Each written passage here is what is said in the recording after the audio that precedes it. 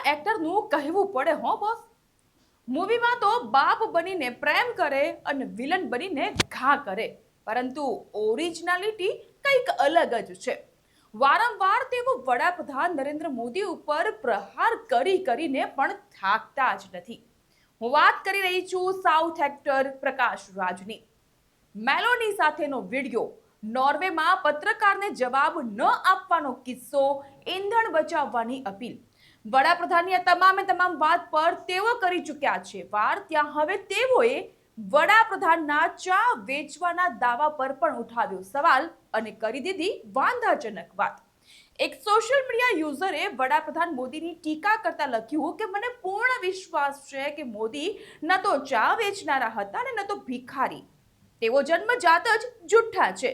જેની પર પ્રકાશ રાજે રીટ્વીટ કરતા પ્રતિક્રિયા આપી કે મને ખબર નથી કે તેમણે ક્યારેય ચા વેચી હોય કે પછી ભીખ માંગી હોય, પરંતુ હા, હું તેમના જુઠ્ઠાણાનો સાક્ષી રહ્યો છું. મારી આ વાત સાથે કોણ કોણ સહેમત છે કહો મને, ફક્ત હું પૂછી રહ્યો છું.